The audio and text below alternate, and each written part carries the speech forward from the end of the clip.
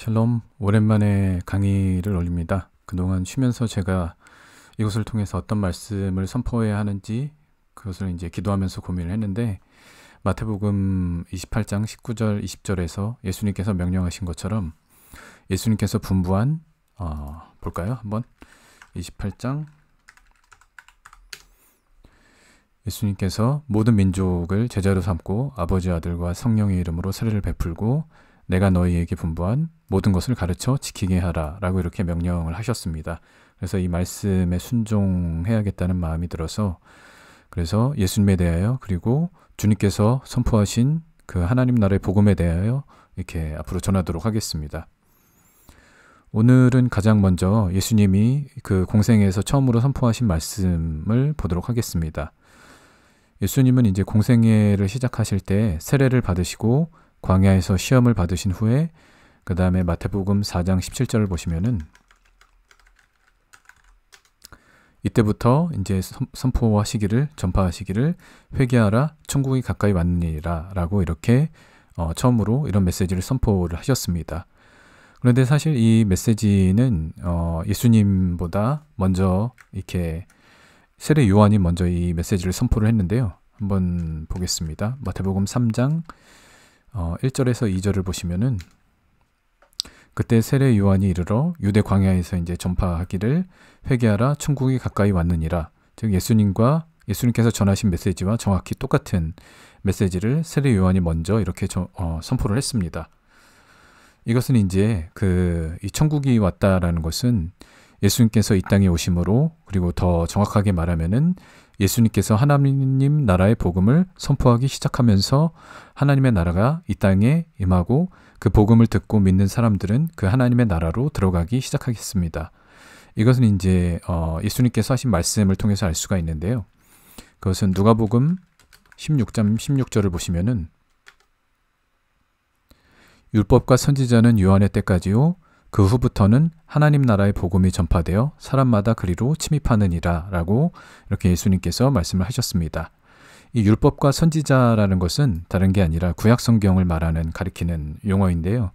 이것은 이제 특히 신약 성경에 많이 구약 성경이라고 나오지 않고 율법과 선지서 또는 율법 또는 율법과 선지서와 시편, 이렇게 좀 다양한 표현으로 구약을 가리키는 용어로 이렇게 사용을 합니다.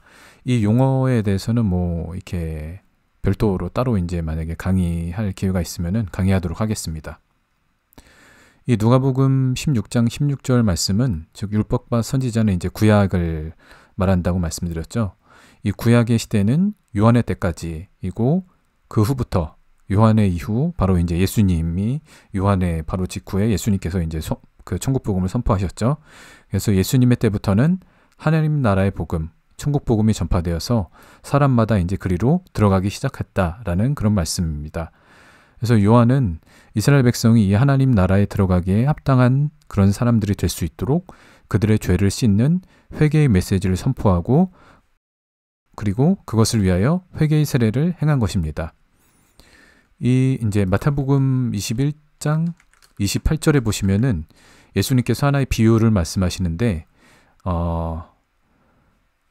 어떤 사람에게 두 아들이 있는데 맏아들에게 가서 이르기를 포도원에 가서 이제 오늘 가서 일하라 라고 했더니 그 맏아들이 대답하기를 아버지 가겠습니다 하고 나선 가지 않았습니다. 그러나 둘째 아들에게 가서 포도원에 가서 일하라 했더니 처음에는 싫습니다 했다가 그 후에 뉘우치고 갔다 라고 이렇게 비유를 하나 말씀하시면서 31절에 둘 중에 누가 아버지의 뜻대로 하였느냐라고 했을 때 사람들은 둘째 아들, 즉 처음에는 이제 아버지의 말씀을 듣지 않고 싫습니다 했다가 결국은 뉘우치고 간 이 둘째 아들이 바로 하나님의 뜻대로, 아버지의 뜻대로 행한 사람이다 라고 이렇게 말씀을 하셨습니다. 그리고 이제 뒤에 보시면은 이것에 대해서 해석을 하시기를 세리와 청녀들이 너희보다 먼저 하나님의 나라에 들어가리라 라고 이렇게 말씀을 하셨습니다. 여기서 너희라는 것은 이것을 누구에게 얘기하셨는지를 봐야 되는데요. 이것은 이제 23절에 보시면은 성전에서 들어가셔서 가르치시는데 대제사장들과 백성의 장로들이 예수님께 물었을 때 예수님께서 이제 이런 비유를 통해서 말씀하셨고, 그래서 그 비유를 해석하실 때 너희라고 하신 것은 바로 이 대제사장들과 장로들을 가리켜서 말씀을 하신 것입니다. 근데 이제 이들이 무슨 권위로 예수님께서 이렇게 하시냐고 물었을 때 예수님께서 이제 그것에 대해서 다시 그들에게 질문하시기를 요한의 세례가 어디로부터 왔느냐라고 이렇게 묻습니다. 즉 요한의 세례가 사람으로부터 이렇게 생긴 것인지 아니면은 하늘로부터냐. 이 하늘이라는 것은 이제 하나님을 우회적으로 이렇게 표현하는 용어인데 이것은 이제 특히 마태복음에 많이 이 하늘이 하나님을 가리키는 용어로 많이 사용됩니다. 어쨌든 예수님은 요한의 세례가 이제 하나님으로부터 온 것이냐 아니면 그냥 사람으로 말미암은 것이냐라고 물었을 때 이제 이것을 물으신 이유는 그들이 이제 속으로 생각하기를 만약 하늘로부터라 하면 어찌하여 그를 믿지 아니하였느냐 할 것이오라고 이 제사장들과 그리고 장로들이 이렇게 생각을 했습니다. 즉 이것은 제사장들과 장로들이 요한의 세례를 믿지 않았다라고 스스로 그렇게 생각하고 있다는 것을 여기서 지금 말하고 있는 것입니다. 즉 이들은 예수님께서 아까 그 첫째 아들, 둘째 아들의 비유를 말씀하실 때 첫째 아들에 해당하고 그들은 이제 결국은 아버지의 뜻대로 행하지 않은 자들이라는 것을 이렇게 예수님께서 그 비유를 통해서 말씀하신 것입니다. 그래서 이들이 첫째 아들이고 이들이 첫째 아들로 나온 것은 먼저 하나님의 말씀을 맡은 자들인데 이 비유처럼 그들의 하나님의 말씀을 들었지만 그것을 행하지 않은 자들이다라는 것을 비유를 통해서 말씀하신 것이고 그것이 이제 또 이제 요한의 세례를 믿지 않으므로 이제 회개하지 않았다라고 이렇게 말씀을 하신 것입니다. 그러나 이제 둘째 아들은 처음에는 그 아버지가 말하는 것에 대해서 싫습니다 했다가 뉘우치고 다시 가서 일을 했다라고 이렇게 나옵니다. 이 뉘우치고라는 것은 말씀을 한번 볼까요?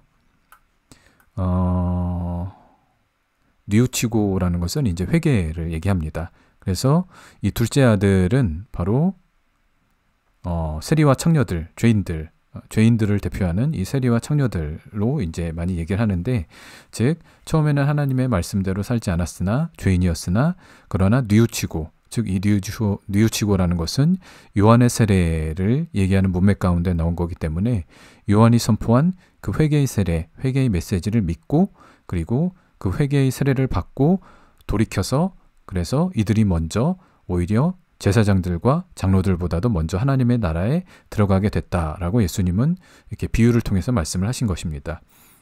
예수님이 여기서 말씀하시는 것은 하나님 나라에 들어가기 위해서는 반드시 회개가 있어야 하고 그 회개가 없이는 하나님의 나라에 들어갈 수 없다는 것을 말씀하신 것입니다. 그러므로 우리가 지금 예수님을 믿고 구원을 받았다고 우리가 생각하고 있더라도 우리에게 이 회개가 있는지를 반드시 점검하고 그것이 없다면은 우리도 동일하게 회개가 있어야 될 것입니다. 이 회개에 대해서 이제 그렇다면 이 회개가 어떤 회개인지를 알아야 되는데요. 이 회개는 이제 세례 요한이 선포한 회개로 이렇게 나오죠. 세례 요한이 선포한 회개가 무엇인지를 이제 좀 알아보려고 하는데요. 복음서의 저자들은 이 세례 요한이라는 인물을 구약의 선지서에서 선지자들이 예언한 인물로 기록하고 있습니다. 한 대표적으로 이제 두 명의 선지자들이 이 세례 요한에 대해서 예언을 했는데요. 먼저 마태복음 3장 3절을 보시면은 마태는 이 세례 요한에 대해서 선지자 이사야를 통해서 말씀하신 자라고 이렇게 얘기합니다. 그러면서 광야에 외치는 자의 소리가 있어 이르되 너희는 주의 길을 예비하라 그가 오실 길을 곧게 하라 라고 이렇게 구약 성경의 구절을 인용을 했는데요. 이것은 이제 관주 같은 것을 보시면은 이사야 40장 3절 말씀을 인용했다라고 이렇게 나옵니다. 그런데 이제 이 신약 성경에서 특히 마태복음에서는 구약 성경을 아주 많이 이렇게 인용했다고 지난 시간에 마태복음에 대해서 설명드리면서 말씀을 드렸는데요. 이제 신약 성경에서 구약 성경을 인용하는 구절들이 많이 나오는데 여기서도 보면은 이제 이사야 40장 3절 한 구절만 인용을 했습니다. 근데 우리가 이 구절의 의미를 알려면은 원래 이 구절이 어떤 문맥에서 나오는지를 그 앞뒤의 내용들을 좀 살펴보는 것이 중요합니다. 신약 성경에서 구약의 어떤 구절을 인용할 때에는 그 구절 한 구절만이 아니라 그 구절이 나오는 문맥 가운데서 그것을 이렇게 인용을 하기 때문에 그것을 이제 같이 알아야지 이 신약의 저자가 이것을 인용한 의미, 그 의도를 알 수가 있습니다. 지난 시간에 이제 마태는 이 마태복음은 유대인들을 대상으로 기록된 복음서라고 설명을 드렸는데요. 그렇기 때문에 이 유대인들은 이 마태가 인용한 구절이 이사야 40장에 나오는, 물론 이제 그때는 뭐 장이나 절 개념이 없었을 가능성이 크기 때문에 40장이라는 것은 아니지만 어쨌든 이사야서에 나오는 그런 말씀이라는 것, 그리고 그것이 어떠한 맥락 가운데 나온 말씀이었다라는 것을 이 복음서를 읽는 유대인들은 알았을 것입니다. 마태는 그런 독자들, 그것을 알고 있는 독자들을 염두에 두고 기록한 것이기 때문에 마태의 독자들은 이것을 이 구절 하나만 인용함으로 마태가 이 이사야 40장에 나오는 그 메시지의 그런 의도들을 독자들은 파악을 하고 있었을 것이고, 마태도 그것을 기대하고 이렇게 기록을 했을 것입니다. 그러나 이제 지금 이 말씀을 읽는 저를 포함해서 대부분의 사람들은 그들만큼 그렇게 성경에 대해서 깊이 이렇게 알지 못할 가능성이 크기 때문에 그래서 우리가 이게 인용된 구절만이 아니라 이것과 관련된 그런 인용된 원래의 이사야 40장의 그런 말씀들을 좀 더 넓게 읽어보고 그것을 보고 이제 좀 구하고 찾고 할수록 더 말씀을 더 깊이 있게 깨닫게 될 것입니다. 그래서 이사야 40장을 한번 보도록 하겠습니다. 이것이 원래 인용된 구절을 보시면은 이사야 40장 3절인데 신약에 나온 것과는 약간 다른 말씀이 이렇게 기록이 되어 있습니다. 외치는 자의 소리여 이르되 너희는 광야에서 여호와의 길을 예비하라, 사막에서 우리 하나님의 대로를 평탄하게 하라 라고 이렇게 나왔습니다. 여기서 이제 약간 원어를 보는 것이 중요한데요. 이 구절을 원어로 보시면은 이 광야라는 것은 히브리어로 이제 미드바르라는 히브리어가 사용되었고, 그리고 사막이라는 것은 이것은 이제 아라바라는 단어가 사용됐습니다. 이 아라바는 사막으로 번역됐지만 사막이라고 얘기하기에는 조금 다른, 우리가 생각하는 사막과는 다른 것을 나타냅니다. 이것은 이제 미드바르와 아라바라는 것은 이스라엘의 대표적인 그런 지형적인 것을 가리키는 용어인데요.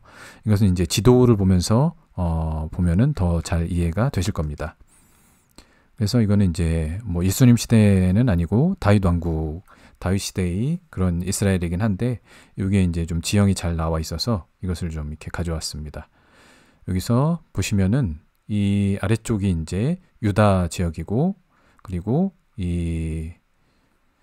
여기 보시면은 오른쪽에 설트시라고 되어 있는데 이게 바로 이제 우리가 얘기하는 사해입니다. 그리고 한번 표시를 하겠습니다. 표시를 해서 여기 이제 예루살렘이 여기 이렇게 나와 있고요. 그리고 여기 보시면은 윌더니스 오브 주다라고 해서 우리가 한글로 유대 광야라고 하는 지역이 여기 이렇게 예루살렘에 들어가기 전에 그 오른쪽에 아주 커다랗게 이렇게 펼쳐져 있습니다. 여기가 바로 그 히브리어로 미드바르라고 이렇게 돼 있던 광야 지역이 바로 이 지역이고요.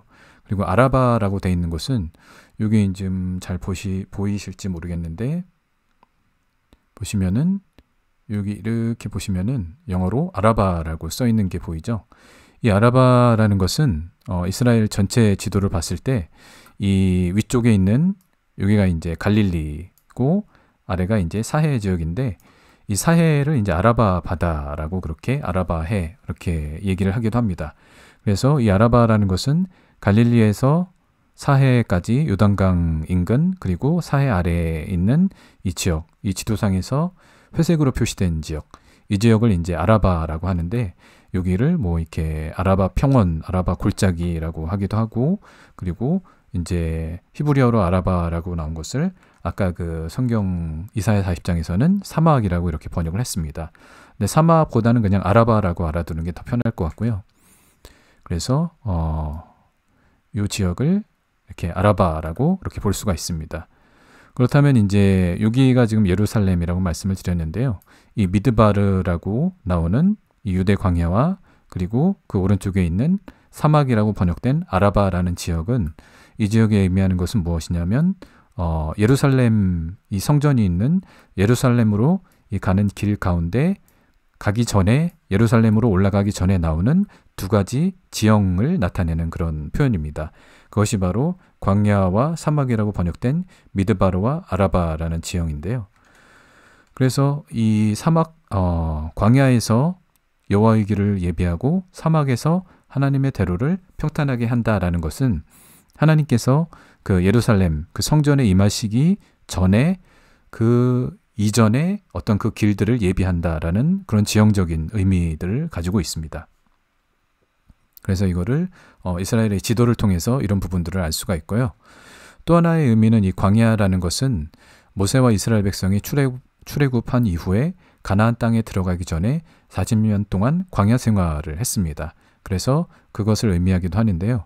하나님은 그 40년 동안 이스라엘 백성이 그들의 죄에서 하나님의 말씀에 순종하지 않는 불순종의 그런 죄에서 회개해서 그들이 모두 살아서 가나안 땅에 들어가 하나님이 약속하신 유업을 얻기를 원하셨습니다. 그러나 하나님을 믿지 않고 회개하지 않은 출애굽 1세대의 대부분은 모두 죽고 오직 그들 가운데 소수만이 그 땅에 들어갈 수 있었습니다.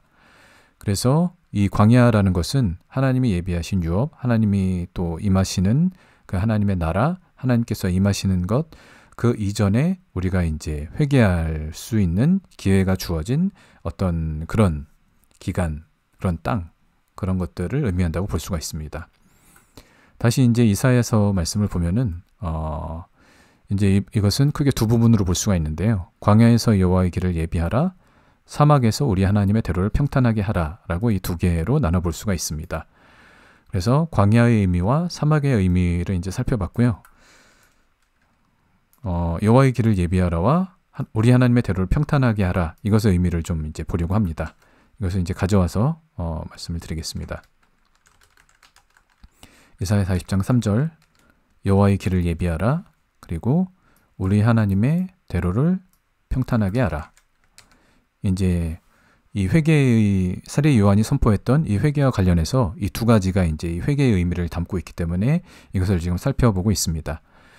그래서 먼저 여호와의 길을 예비하라라는 것은 히브리어로 보면은 성경에 여호와의 길을 예비하라, 이것은 여기 나오네요. 파누 데렉 야훼라는 히브리어가 사용되었습니다. 이게 좀 작으니까 키워서 보겠습니다. 이것은 파누 데레크 야훼. 야훼는 이제 여호와인데 보통 이제 야훼라고 하는 게 더 정확하게 그렇게 얘기를 하기 때문에 야훼라고 썼습니다. 그리고 이 파누라는 것은 원형은 이제 파나인데 이 파나라는 것은 예비하다라는 의미로 여기서 이렇게 번역이 되었고요. 그리고 데레크는 길을 의미합니다. 제가 전에 이제 그 히브리어 데레크 길의 의미에 대한 강의를 한 게 있기 때문에 그 부분을 한번 이렇게 살펴보시면 좋을 것 같습니다. 이 파나라는 것은 예비하다 또는 뭐 이제 준비하다, 그런 의미로 여기서 이제 사용이 되었는데요. 이것보다 이제 더 중요한 의미로 다른 데에서는 돌이키다라는 의미로 이 파나라는 단어가 사용이 됩니다. 이것이 실제로 사용되는 구절을 보면은 이사야 45장 22절에 이 파나라는 단어가 사용이 되었는데요. 땅의 모든 끝이요 내게로 돌이켜 구원을 받으라, 나는 하나님이라 다른 이가 없느니라 라고 말씀을 하시는데, 여기서 돌이켜, 이 돌이켜가 바로 파나라는 히브리어가 사용되었습니다. 그래서 이 이사야 40장 3절 말씀, 이 여호와의 길을 예비하라, 예비하라, 이 파나라는 단어를 돌이키다라는 의미로 이렇게 본다면은 이것은 여호와의 길로 돌이키라 라는 의미가 될 수가 있습니다. 성경에서 이제 길이라는 것은 제가 강의를 이렇게 했지만 짧게 얘기하면 성경에서 얘기하는 길이라는 것은 우리 인생의 여정, 우리가 살아온 그 삶을 얘기합니다. 그래서 이 돌이키라, 여호와의 길로 돌이키라는 것은 나의 길, 내가 하나님의 뜻이 아니라 나의 뜻대로, 그리고 죄 가운데 거하던 삶에서 돌이켜서 하나님께서 말씀하신 길로 그렇게 걸어가라라는 그런 의미인 것입니다. 그리고 그 다음 부분은 우리 하나님의 대로를 평탄하게 하라라는 이제 이런 게 사용되어 있는데요. 이거는 뭐 이제 대로라는 것은 길과 같은 의미로 볼 수가 있고요. 중요한 것은 이제 평탄하게 하다 이것인데 이것은 히브리어로 야시아르라는 히브리어가 사용되었습니다. 야시아르라는 히브리어는 이렇게 생겼고요. 이것은 야시아르 그리고 평탄하게 하다, 곧게 하다, 그리고 뭐 정직하게 하다, 뭐 그런 의미가 있는데요. 일단은 여기서는 이제 평탄하게 하다, 곧게 하다 이런 의미로 여기서 사용이 되었습니다. 이 성경에서는 이제 여기에 사용된 야시아르는 이제 어떤 원형이고 동사의 의미로 사용되었는데 성경에서는 이거보다 이제 이 형용사로 되어 있는 야시아르라는 단어가 있습니다. 이것은 보시면 이제 거의 비슷하게 생겼는데 모음부 하나만 요 가운데 쉰 밑에 있는 모음부 하나만 다른 게 이렇게 붙어 있습니다. 이것도 동일하게 한글로는 야시아르라고 있는데 이것은 동사가 아니라 이것은 이제 이 위에 있는 야시아르에서 파생된 야시아르인데 이것은 어떤 뜻이 있냐면 곧은 정직한이라는 뜻이 있습니다. 정직한이라는 뜻이 있습니다. 그래서 성경에서 이 야시아르가 더 많이 사용이 되는데요. 어쨌든 이 두 가지는 이제 어떤 같은 어근에서 나온 것이고 거의 같은 의미를 가지고 있기 때문에 이것을 통해서 좀 의미를 알아보려고 합니다. 그래서 이 성경에서 이제 정직하다라는 것은 어떤 우리가 생각하는 뭐 거짓말을 말하지 않고 솔직하다 그런 의미가 아니라 조금 더 이제 성경적인 의미가 있는데 이것이 사용된 구절을 통해서 알 수가 있습니다. 이것이 이 야시아르가 사용된 구절은 신명기 13장 18절에 나오는데요. 내가 만일 내 하나님 여호와의 말씀을 듣고 오늘 내가 내게 명하는 그 모든 명령을 지켜 내 하나님 여호와의 목전에서 정직하게 행하면 이같이 되리라. 여기서 정직하게가 바로 야시아르라는 히브리어가 사용이 되었습니다. 그래서 이 정직하게 행한다라는 것은 하나님의 말씀을 듣고 하나님의 모든 명령을 지켜 행하는 것, 그것이 바로 하나님 앞에 정직한 것을 얘기하는 것입니다. 그래서 이 정직하다라는 의미는 하나님의 말씀을 듣고 모든 명령을 행하는 것이라고 이렇게 성경적인 정직함에 대해서 이렇게 정의를 내릴 수가 있습니다. 그래서 이런 우리가 지금 이제 이사야 40장 3절에 나오는 여호와의 길을 예비하라, 하나님의 대로를 평탄하게 하라라는 것에 대해서 히브리적인 의미로 이렇게 살펴봤는데요. 이것이 이제 한글 성경은 이렇게 번역되어 있지만 히브리어는 좀 더 한글보다 더 넓은 의미를 가지고 있기 때문에 어떤 이제 구절이나 어떤 단어 같은 경우에는 여러 가지 중의적인 그런 의미들을 가지고 있고 그렇게 실제로 해석을 하는 경우가 많이 있습니다. 그래서 그런 히브리어 의미를 살펴봤을 때 이것은 이제 우리가 지금 살펴본 이런 의미들이 있다라는 것을 그렇게 볼 수가 있고 이것을 이제 정리해서 살펴본다면은 이 말씀은 회개와 관련해서 이 말씀의 의미는 히브리어의 의미를 살펴봤을 때 우리가 그동안 살았던 삶에서 하나님의 말씀이 인도하는 삶으로 돌이키고 그리고 오직 하나님의 말씀을 듣고 지켜 행하는 하나님의 길을 따르는 그런 정직한 삶을 살라라는 그런 의미가 있다라고 그렇게 읽을 수가 있습니다. 이런 해석은 이제 세례 요한에 대한 또 다른 예언을 통해서도 볼 수가 있는데요. 누가복음 1장 11절을 보시면은 주의 천사가 이제 주의 사자, 이것은 이제 천사를 얘기합니다. 주의 사자가 나타나는데 사가랴에게 나타납니다. 이 사가랴는 세례 요한의 아버지를 얘기하는 것이죠. 그래서 주의 천사가 나타나서 사가랴에게 곧 그에게 태어날 아들인 그 요한에 대해서, 세례 요한에 대해서 예언을 합니다. 그런데 그 내용 중에 17절을 보시면은 그가, 즉 세례 요한이 엘리야의 심령과 능력으로 주 앞에 먼저 와서 예수님보다 6개월 먼저 이렇게 태어났죠. 그리고 예수님보다 먼저 요단강에서 회개의 세례를 선포했죠. 그래서 그가 먼저 와서 아버지의 마음을 자식에게, 거스르는 자를 의인의 슬기에 돌아오게 하고 주를 위하여 세운 백성을 준비하리라, 예비하리라 라고 이렇게 예수님보다 먼저 와서 그 백성들을 이렇게 돌이키게 할 것이다. 그렇게 의인의 슬기로 그 거스르는 자들을 돌이키고 이렇게 아버지께로 아버지의 마음으로 돌이킬 것이다 라고 이렇게 예언을 하고 있습니다. 근데 이 말씀은 이제 말라기 4장에 나오는 말씀입니다. 그래서 말라기 4장을 보시면은 말라기 4장 5절에서 6절을 보시면은 보라 여호와의 크고 두려운 날이 이르기 전에 내가 선지자 엘리야를 너희에게 보내리니 아까 엘리야의 심령으로 엘리야의 영과 능력으로 이렇게 온다고 나왔죠. 그리고 그가 아버지의 마음을 자녀에게 돌이키게 하고 자녀들의 마음을 아버지에게로 돌이키게 하리라 라고 이렇게 나옵니다. 그래서 이것이 이제 세례 요한에 대해서 세례 요한이 하는 그 사역에 대해서 또 하나의 그런 예언된 구절인데요. 여기서 이제 이 아버지의 마음을 자녀에게 돌이키고 자녀들의 마음을 아버지에 돌이킨다라는 것은 어떤 세대 간의 화해로 이렇게 해석을 하기도 하는데 그것보다는 이 엘리야와 관련해서 이 구절은 여기서 나오는 자녀라는 것은 하나님의 자녀된 백성, 즉 그때 당시에는 이스라엘 백성을 말하는 것입니다. 그래서 그들이 이제 죄 가운데 있었기 때문에 아버지의 마음이 그들에게 향하지 않았으나 그들이 회개시킴으로 아버지의 마음을 그들에게 돌이키고 또 자녀들인 이스라엘 백성을 회개함으로 그들의 아버지인 하나님께로 돌이키게 하리라 라는 그런 의미가 있습니다. 그럼 여기서 이렇게 돌이킨다라는 것은 이것을 이제 그 세대 간의 화해가 아니라 이런 하나님께로 돌이킨다라고 볼 수 있는 것은 바로 전에 나오는 말라기 4장 4절에 나오는 말씀을 통해서도 알 수가 있습니다. 너희는 내가 호렙에서 온 이스라엘을 위하여 내 종 모세에게 명령한 법 곧 율례와 법도를 기억하라. 이것은 이제 이스라엘 백성이 출애굽하고 나와서 시내산에서 율법을 받았을 때 그때 받은 율법 그 말씀 하나님의 말씀을 얘기하는 것입니다.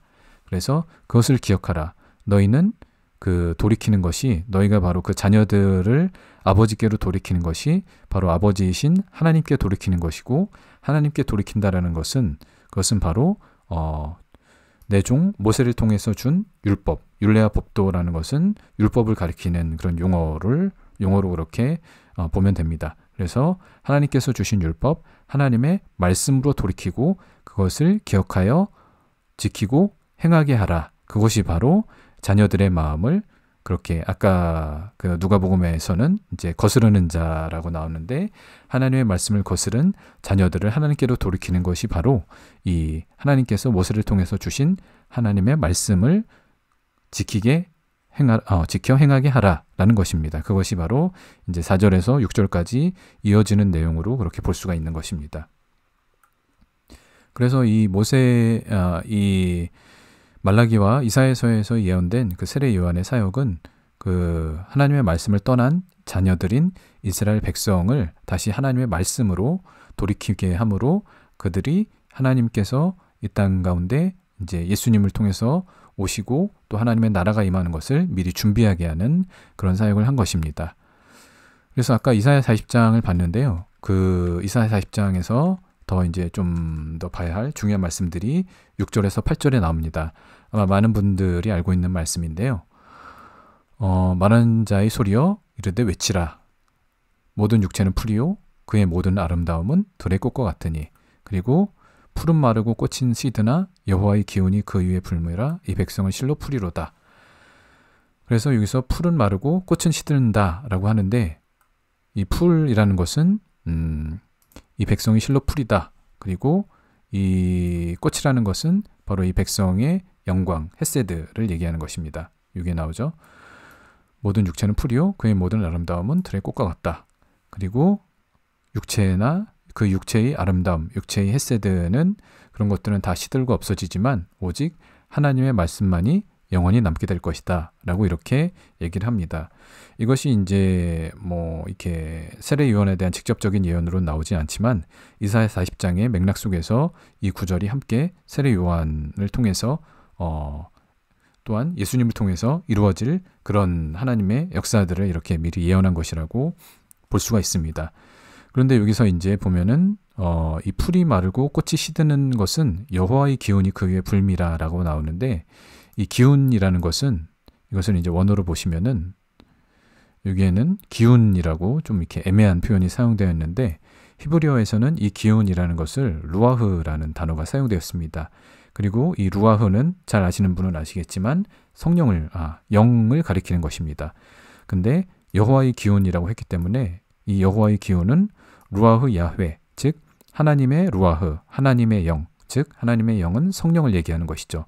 그래서 성령이 불 때 그 육체인 풀, 그리고 육체의 아름다움이라는 것은 어떤 육신으로 추구하는 영광, 그런 것들이 시든다라는 것은, 이것은 이제 어떻게 보면 성령 세례와 직접적으로 연관되는 말씀이라고 이렇게 볼 수가 있습니다. 어쨌든 이제 이런 육신적인 부분들이 사라질 것이다 라고 이렇게 예언적으로 이사야 40장에서 얘기를 하고 있는데요. 예수님 시대에는 이런 유대인들, 이스라엘 백성들 가운데 이런 육신적인 그런 추구들이 많이 있었습니다. 예를 들면 성전의 제사장들은 성경에 나오는 그런 제사장적인 임무를 행한 것이 아니라 자기들의 이익을 추구하고, 그래서 성전에 그런 환전하고 매매하는 그런 것들을 예수님이 엎으셨던 일들이 있었죠. 그리고 그들은 또한 자기들의 지위를 유지하는 것을 더 중요하게 생각을 했습니다. 그리고 성전에 대해서 부정적인 그런 생각을 갖고 있었지만 바리새인들은 하나님을 더욱더 열심히 섬긴다고 하면서 경건을 강조를 했는데, 그들은 성경에 나오지도 않는 그런 많은 규례들을 만들었습니다. 그래서 신약 성경에서 예를 들면은 어떤 음식을 먹기 전에 손을 씻어야 한다는 것이나 안식일에 어떤 일을 해서도 안 된다라는 그런 규례들을 상당히 많이 만들었는데요. 예수님은 그런 것들에 대해서 사람의 계명과 장로들의 유전이라고 하시면서 그것으로 오히려 그들이 하나님의 계명을 범한다고 꾸짖으셨습니다. 이런 것들이 바로 예수님 시대에 있었던 이런 풀과 꽃과 같은 그런 요소들이었습니다. 그러나 그 위에 하나님의 기운, 하나님의 영, 성령께서 임하실 때 그것이 모두 사라질 것이라 라고 이렇게 얘기를 이미 예언적으로 이사야서에 예언이 되어 있는 것입니다. 그런데 예수님 시대의 이런 육신적인 추구들, 그리고 이사야서에 예언된 이런 것들이 이런 것이 이제 오늘날 우리에게도 동일하게 이렇게 있다고 생각합니다. 그것은 오늘날 이제 어떤 기독교와 교회 안에 그런 것들이 존재할 수가 있는데요.